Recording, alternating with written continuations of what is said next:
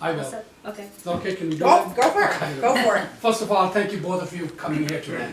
My question is, we live in Illinois, it's a beautiful state with great resources and a lot of diversity is in here. The biggest concern I have now is there are discussion going on in the Senate to cap property taxes. 80,000 people left Illinois. Can't afford to do that. Federal revenue is being reduced because of that. Is there anything in the plans to stop the property taxes going higher every year, every couple of years? People can't afford to pay, especially people who have retired, can't afford to pay 20 grand, 15 grand property taxes. What plans do you guys have? Are you thinking something, is there a discussion in the Senate to cap those in the future? Thank you. Sure, I'm happy to. I can too, so. But first of all, yes, we all recognize that property taxes are out of whack. I spoke yesterday at the Chamber of Commerce in the city, and that was one of the prime points that I made.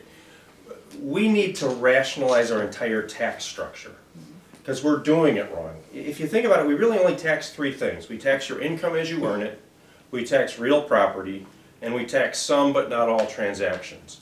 But we don't do it in the right proportion. The income tax is incredibly regressive.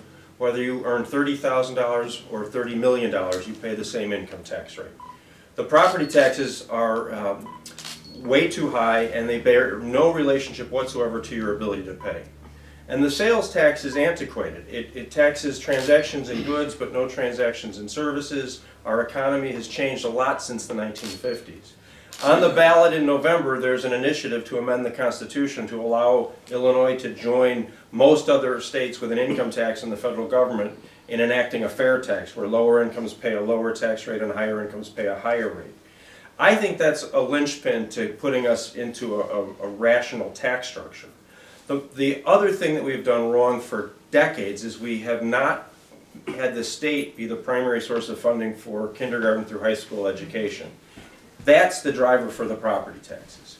So if the state, through a fair income tax, can marshal more resources and push them to the schools, that'll push the pressure down on the local property taxes. It won't solve the problem overnight. It really won't. But that's, I think, the necessary precursor to really tackling property taxes. And so one of the things is we also did some work on the property task force, and you'll start seeing some of those recommendations coming out. There are several lawmakers who are working on some of the recommendations into a package. One thing, we'll be hosting joint hearings of the Revenue Committee of the Senate and the House. So I'm the Senate Revenue Chair. I will have a joint committee with my House counterpart, and we'll start talking about what came out of that report and what the recommendations are going to look like, and then put them into bill format. One thing that you look at that's very important, and I've talked about, is TIF reform. And if you look at TIFs and what TIFs were supposed to be, TIFs were supposed to be for blighted areas. And to incentivize investment into those blighted areas.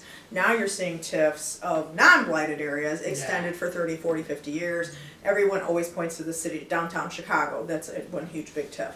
But we also have it out here in the suburbs. You've seen that become a contentious issue when large developments want to come into a community or a municipality. They use a TIF incentive, but then what happens is you are not paying into your local services, your local school districts, so that only compounds the issue that the school districts are facing because they're not getting funding from that business being there. So when you look at that, that's going to be a reform topic that's being worked on and melded through. I think actually Senator Ann Gillespie has got that bill, and it's actually in my committee in Revenue. She's still negotiating it.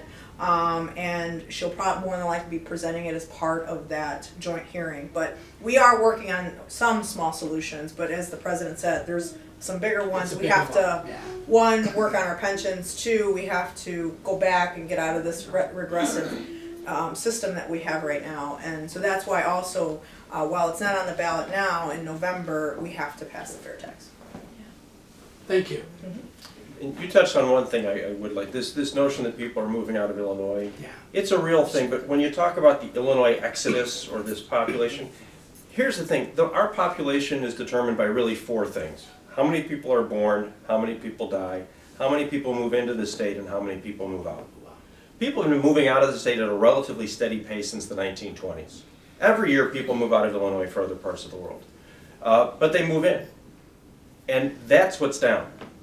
People are not moving into Illinois. There are two reasons. International immigration is down. You can imagine why with the toxicity in parts of Washington.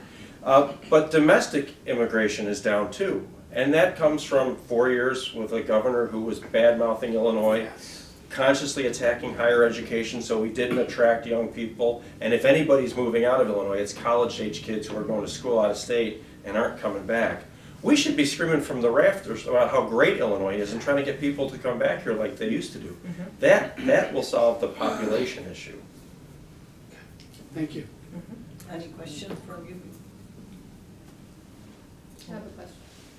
You mentioned that you passed a bill for equal pay. Can you elaborate on that? Sure, so I actually, we passed it 3 times, and it got vetoed twice by Governor Rauner. Governor Pritzker finally signed it on the 3rd. It's called the Equal Pay No Salary History. My counterpart, actually my other rep, so I have 2 reps in the Senate. So I have Representative Anna Moeller and Representative Fred Crespo are my 2 reps. So Anna Moeller and I worked on this piece of legislation. So what it does, it's as simple as it sounds, that you don't have to tell an employer what your previous salary history is. And that helps not only women to close that wage gap, but it also helps anyone trying to re-enter the workforce or older adults. Because what I heard from a lot of folks who were out and had made a salary, but they wanted to maybe work in a different role, that their former salary would be used against them. And so this is an opportunity with, especially with women, that because when you're in a dire situation and they're, saying, oh, what's your former salary? What's your salary? You're not getting paid what your counterpart's getting paid. So by not asking that basic piece of language, we're hoping to close that gap between men and women, especially for the same job, same work. And so that's is in essence what that bill does. Can I ask one more? No, of course. So that's it. Actually, it's not a question, but I needed some help in figuring this thing out. If you can support this cause, school districts, in Illinois, there's a huge Muslim community, about 500,000 who live in Illinois here. The food which is offered for children there, like for instance, there's a kosher food available. We have a food called halal food. It is getting popular now. And is there any way we can ask Senator your help and the President's help in driving and helping pass the legislation to offer halal food to Muslim kids in school districts as they are offering for kosher food for the Jewish community? Can you help us in that? And we would like to help coordinate with and work with somebody you can assign. Because I've been talking about it for years, but now we have some senators who are there. I've talked to Ram Valavinen about it, and he's on board. Christina hopefully will be on board. There's a bunch of other people there like that. Would you please help us in that direction and make some comments whether it's possible to do it now or it will take some time? That sounds like there's way too much common sense involved for government. There, so, absolutely. I mean, and let's try to figure out how kosher food was Yes. provided for, whether that was by law or by administrative rule or just by the State Board of Ed. Yeah. So we'll Yeah. We don't want dive anything into that. special. What's No, I been mean- done for kosher, we want it done similar It's- for Muslim community also. Seems perfectly logical. Yeah. Awesome. Which means it'll take far longer than it needs to. But I think that's one of the things is, as your senator, those are the types of things that you bring those to me, and Got I it. will take that. Like, Talat had an issue, she came to me about it, and we tried to get the best answer. That's what myself and my staff are for. If there are any challenges, whether it's with ISB, who oversee this issue, to the Department of Human Services, to, Human Family Services, to DCFS, that is what we kind of break down those barriers. We have relationships with the staff, but if it gets to a point where we're not getting an answer, I can elevate it as your senator. I can make a few calls and we can start a conversation. And I think with this particular issue, happy to be a part of it. I'm also part of the Asian American Caucus. I'm also part of that. And so the nice thing is we talk about those issues Yes. and put them on a list, and we create a conversation, right? We talk about the issues, how many students, and then we bring in ISB Yeah. and try to formulate that conversation. If it's not working through rule, then sometimes it takes statute or Right. filing a bill Yeah. to either get ISB's attention or actually happen. So that's the thought process, and you know, I've had a few folks reach out to me recently on other issues, and so we've kind of strategized that, well, the first thing we should have is a meeting with them and talk about what we're looking to do here, and then address it. Since you're my senator, I'll reach out to you and then we'll set up a meeting to discuss That'd be great. what can be done as next steps. Yep, that'd be great. Thank you, Mhm. both of you, thank you so much. Can I ask a follow-up? Was somebody asking? You No, go ahead, Yeah. you go ahead. Oh, okay. So the follow-up question is similar to, like, we love the food. We love our holidays too. So is there a way we could have, we have two important holidays, the Ramadan and the Festival of Sacrifice. So if you can add that to the agenda of how we can have As school a- and college As holidays. a matter of fact, We there is have already two a, bills. there's already Niyama from Lake County has already initiated this for a Muslim festival holiday. It is in the legislation, they are working with some groups there already, Oh, which is not signed yet, or it's being discussed as we It's speak. been discussed, yeah. It's So- being discussed. Niyama has led on that and they've asked for Alright. that holiday, yes. Okay, so both of these issues, so I was with Governor Quinn and Plago, I was the Director of Asian and Muslim Affairs for about 4 years.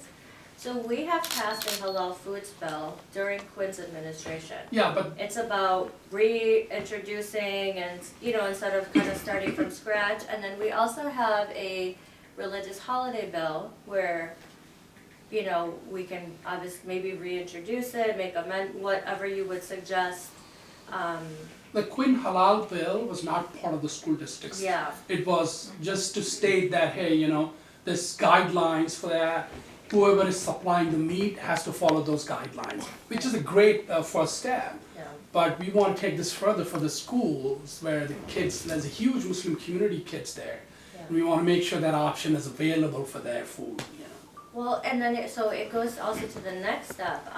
We had a Muslim American Advisory Council under Quinn, which then became part of legislation, which I was talking to Senator Castro, and it was signed under Ronner's administration. But there have been 0 appointments to that commission. Yeah. It's vacant, so, you know, we have such a diverse community. Here we have a very large Asian American, South Asian community, but we are Africans, we are African American, we are European, white, Caucasian, Southeast Asian. We're very, very diverse, which is why the need for this council was very important. With that, we have kind of been a little on the outside of state government, I think, since Quinn left, and I think this is a huge step, you know, in the right direction with you coming and us getting to meet you and, you know, and making our introduction to Senator Harmon, and that's, thank you so much for all of this. But where was I going with this? So the council, so how do we help support you, and what can we do to kind of move some of these missions forward and, you know, be kind of part of the Is this discourse? the Asian American Family Council, is that the? No, that's so different. there's the Asian American Employment Plan and the Family Commission. This is the Muslim American Advisory Council, Okay. which is separate, Okay, which was, it's fully vacant right now. I That was think like 6 21. years ago, right? Or 6 or 8 years Yeah, ago. yeah, and During it's- Quinn times, yeah. No, this is after Quinn. Ronner, it was introduced under Quinn, and then Ronner signed it passed into it. legislation. Okay. And it's kind of just been sitting there, and we But have, what's the point if there's nobody on the board to talk Exactly. about issues there? yeah. So that's what we want to bring forward, some of these. well, we have our homework assignments. Yeah.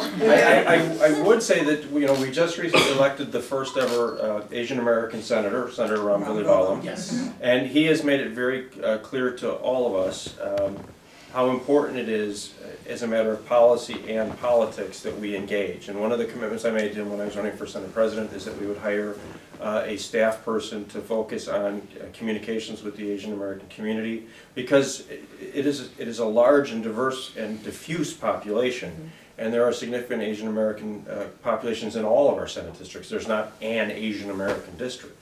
So we're going to work much more proactively to try to reach out and do some communication in that way for folks in all of our districts. And we're gonna get some things wrong, but I hope we get more right, so bear with us, we'll do our homework and we'll try to report back. And him coming here today should be a testament that he wants to be helpful, so if you Absolutely. see something or there's something we should tackle, talk to me as your senator, and then I will work with the Senate President. Sometimes these become bigger issues, right? Yeah. Sarah was just telling me something that went on with U46 with the diversity, so there's some things that we can do better, right? Yes. In regards to the Muslim community, and just having people understand and have some diversity training in a lot of different areas of government. Some people just don't know, right? And some cultural competence too. And so I think when you're talking about the issue with the food and the holidays, maybe that needs to be a bigger package and a bigger conversation with the State Board of Ed and talking about what does that look like. We faced that as Latinos, right? Everyone had their own opinions and it's taken some time, but it's worked, right? Yeah. It's the same thing here. So I'm happy to work with Ram as, he's the co-chair in the Senate and my colleagues in the House. And let's talk about that and move forward. So we can continue those conversations. Absolutely. And my very Irish Catholic high school children at home would be thrilled to have some more holidays, so.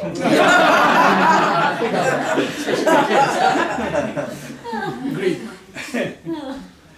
Something he had. No, same question he already asked. Oh, so okay. it's fine.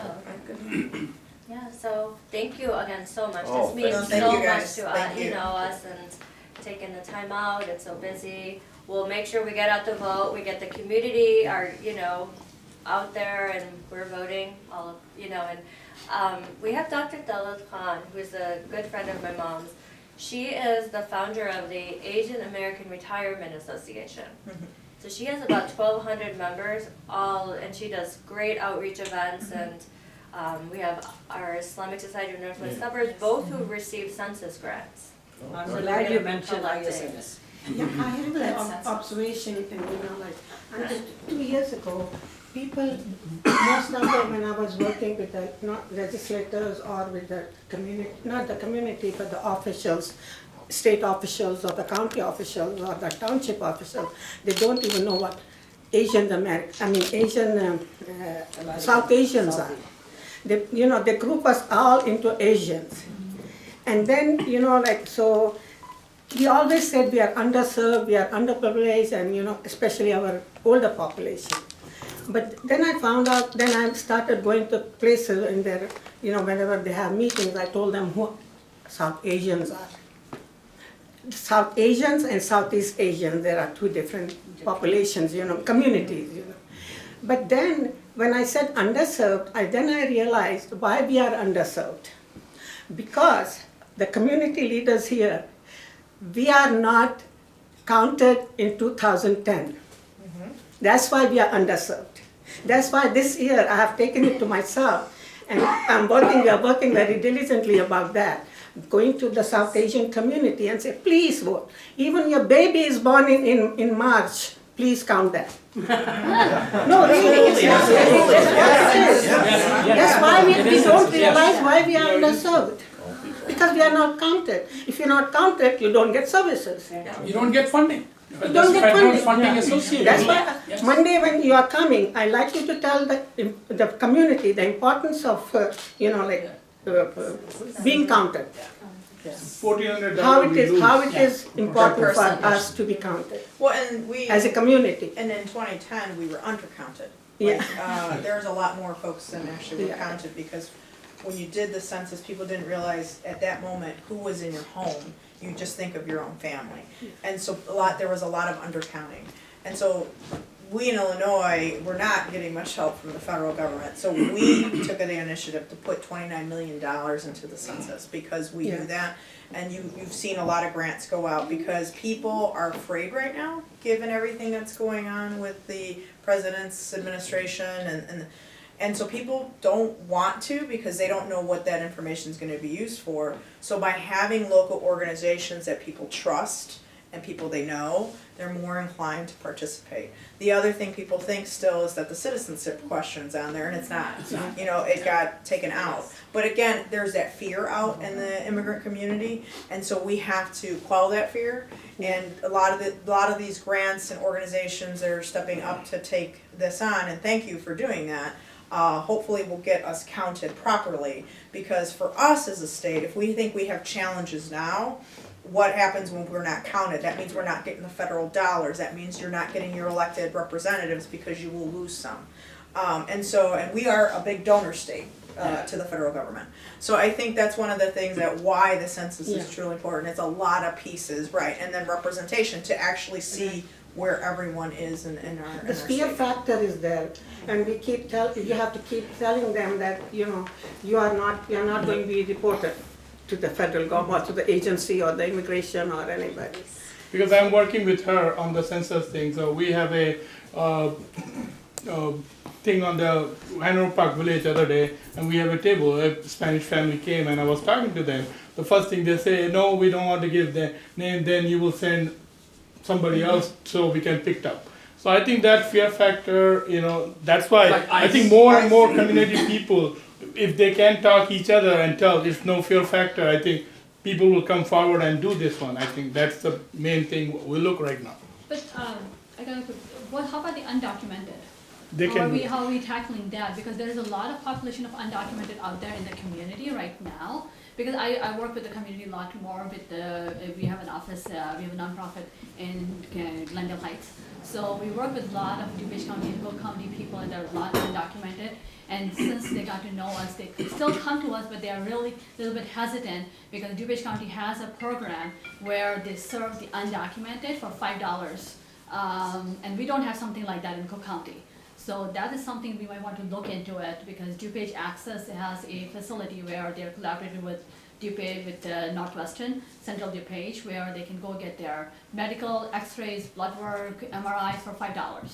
And even though they have hospitalization, that's all covered. We don't have anything that in Cook County right now. If there's an undocumented, the only place they can go is Cook County. So if they live in Bartlett or in Hoffman States, it's too far if there's a senior.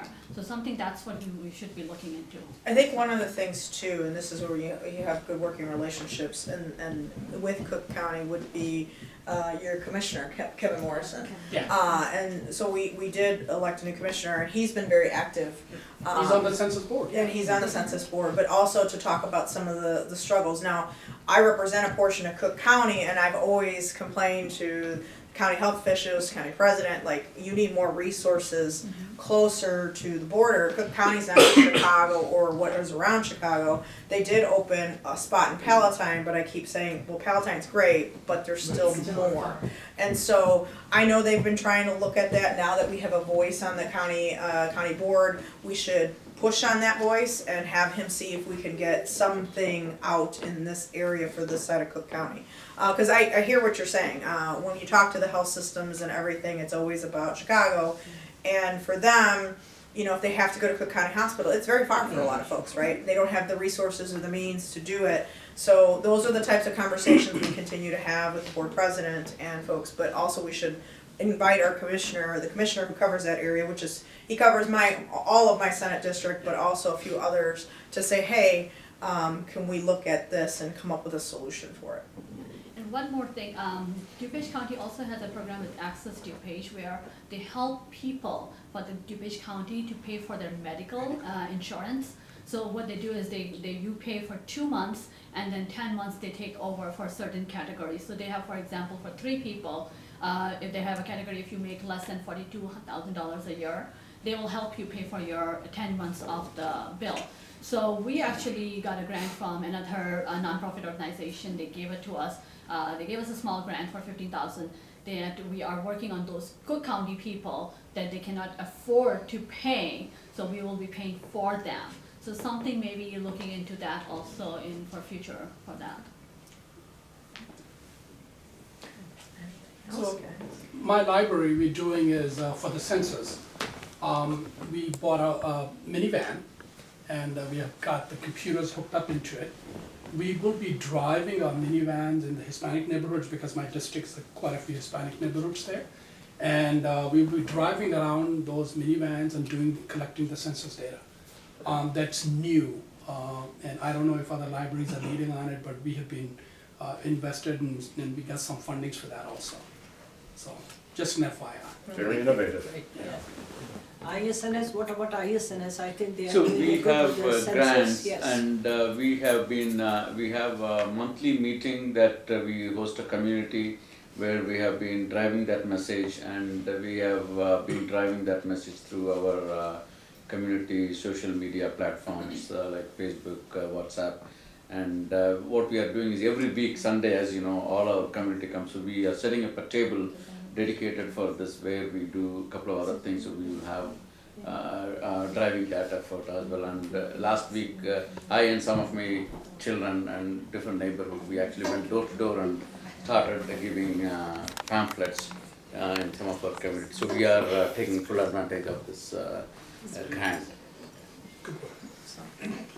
ISNS, Islamic Society of Northwest Suburban Morning Meadow, is one of the oldest mosque in a suburban area. So I would say second or third, probably 30 years old.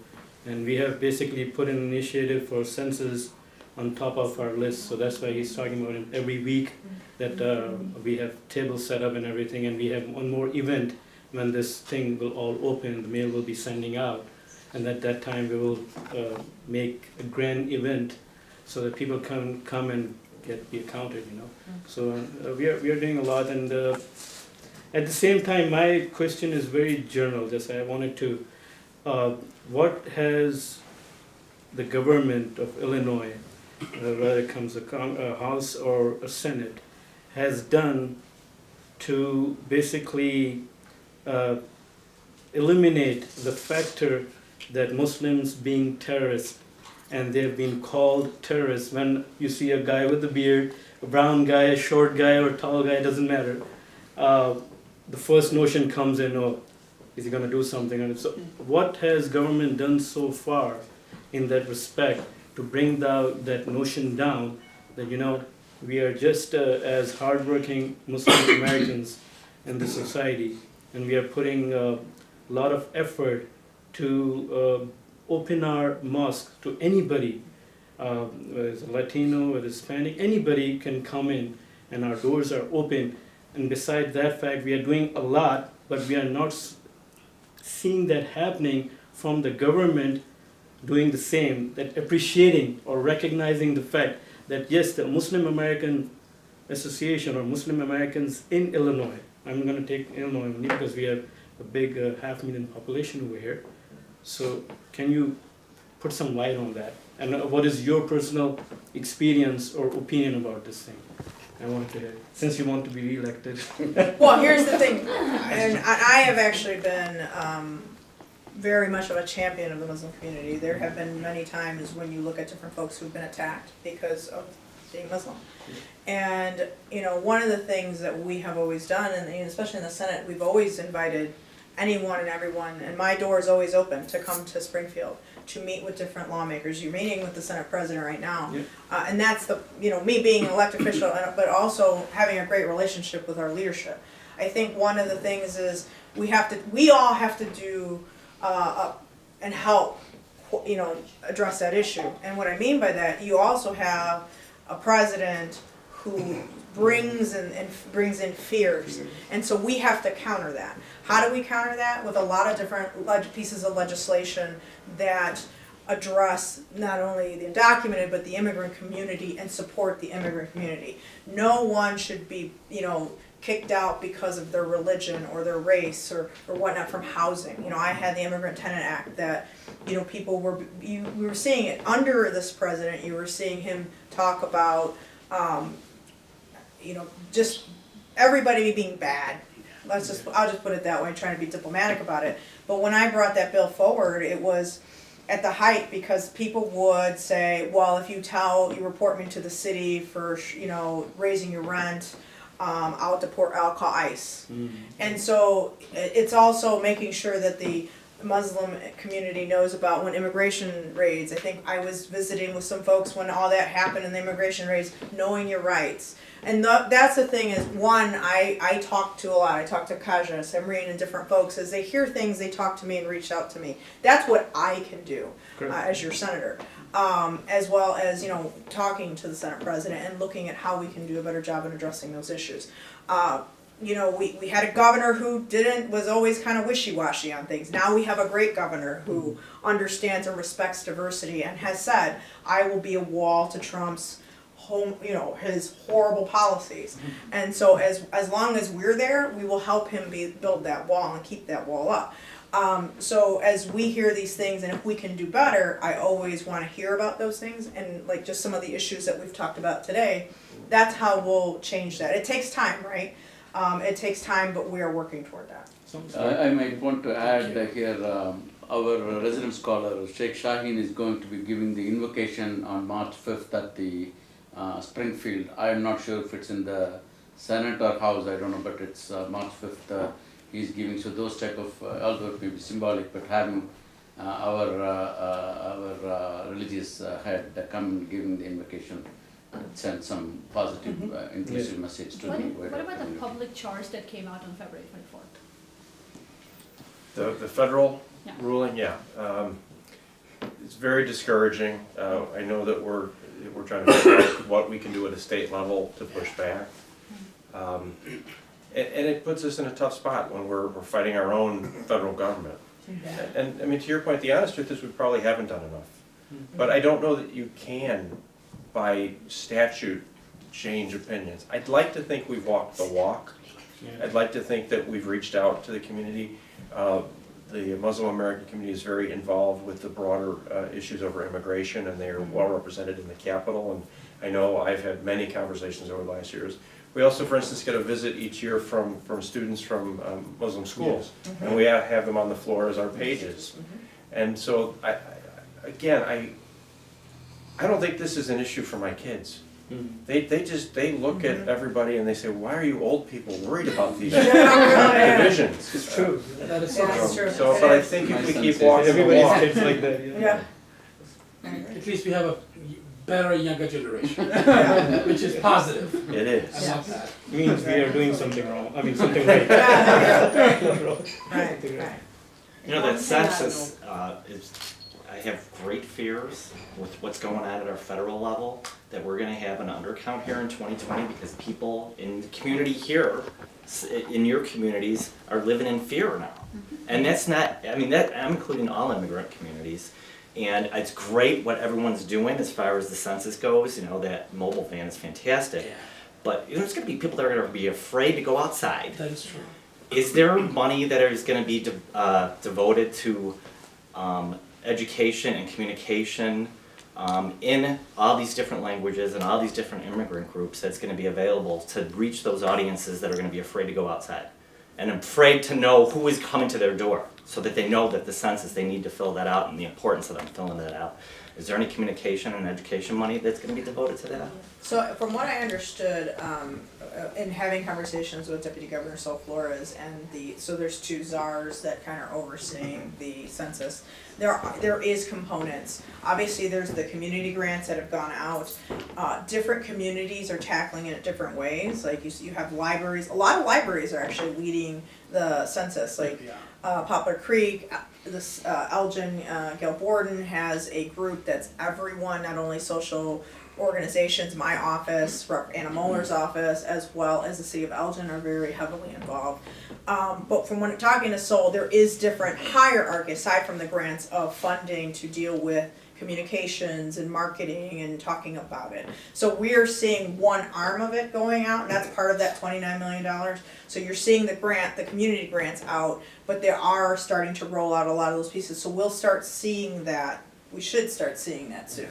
We have right now 52 languages, the communication right now for the census. That include Urdu, Hindi, Gujarati, and most of the South Asian languages.